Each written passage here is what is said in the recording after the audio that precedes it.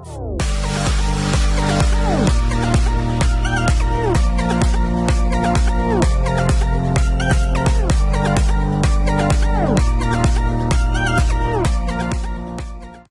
guys, welcome back to my YouTube channel. I created this look for you guys yesterday. So yes, if you want to see how I created this, then keep on watching.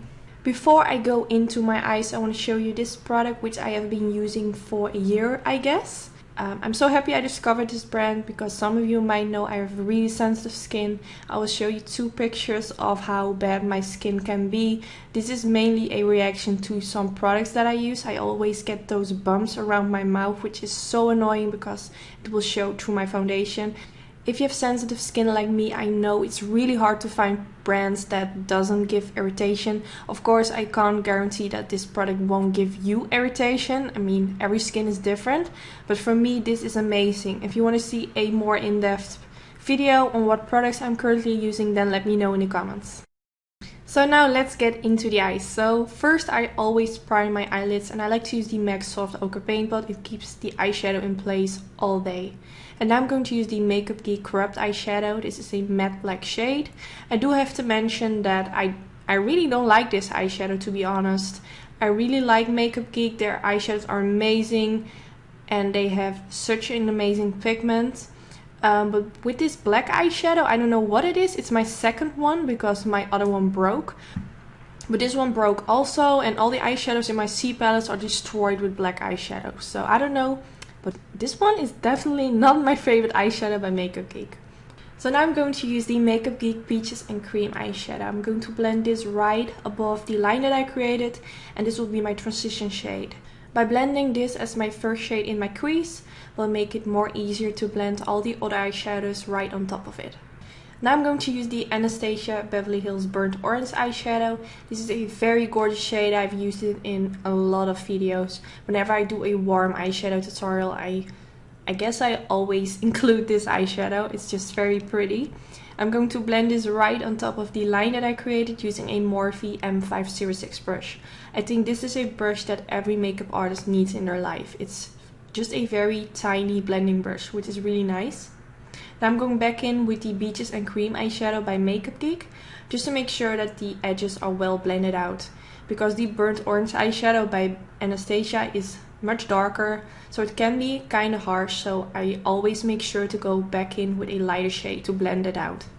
Now I'm going to use the Anastasia Sienna eyeshadow. My crease was looking great, the eyeshadows were well blended out, so then I feel sort of safe to go in with a darker shade.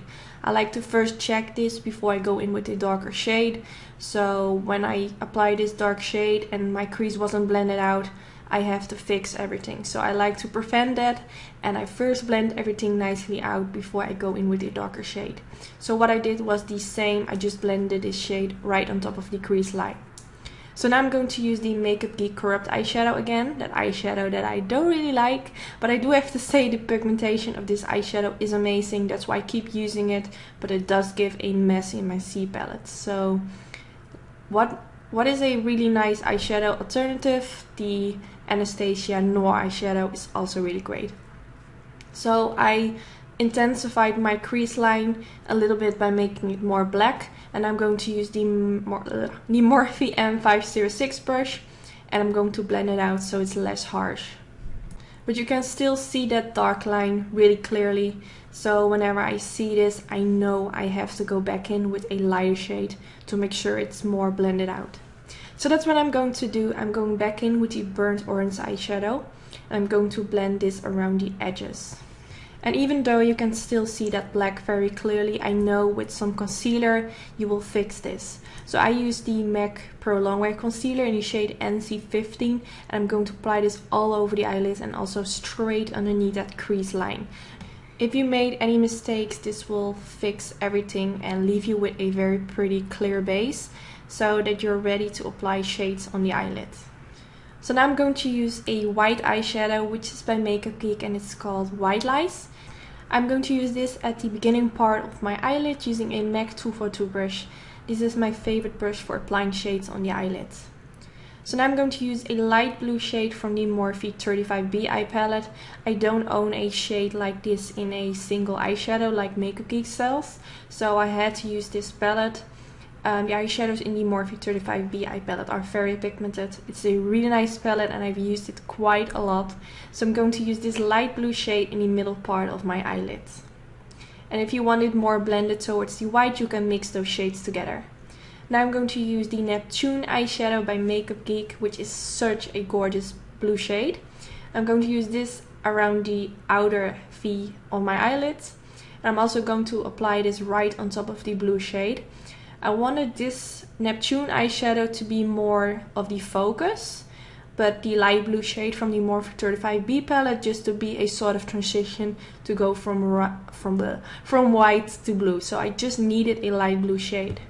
Now to intensify the whole eye look, I'm going to back in with the Makeup Geek Corrupt eyeshadow, and I'm going to first press this in the outer V, and I'm going to use that same Morphe M506 brush to blend it out, and I'm going to blend this on top of the Neptune eyeshadow and also on my crease line. Since I applied that black eyeshadow in my crease a little bit more intense, it connects really greatly with the black shade in the outer V, so I did this on purpose.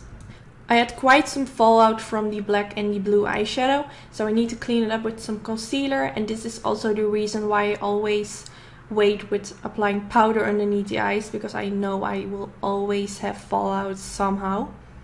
Now for my eyeliner, I use the Felt Tip Liner by NYX, and in my waterline I'm going to use the Dark Side Pencil by Anastasia Beverly Hills in my waterline. I didn't go for a wing. I did this off camera, by the way. I just applied a coat along the lash line. So nothing really special. I think you all know how to do this. And I'm going back in with the Makeup Geek Corrupt eyeshadow, and I'm going to apply this really close towards my tight line.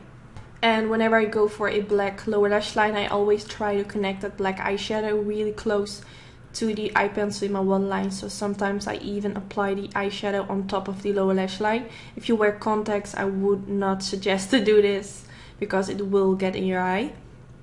So now I'm using that light blue shade from the Morphe 35B palette again. I pressed this right underneath the black shade, and I didn't tap off the excess product of my brush because I wanted the blue to be very obvious. So I needed a lot of pigment, so I didn't tap off the excess product, if you know what I mean. Now I'm going to use that Neptune eyeshadow by Makeup Geek in the middle part to blend those black and light blue shade a little bit more better. So now I'm going to curl my lashes. I always do this. I don't show this always in my videos, but I think this is necessary.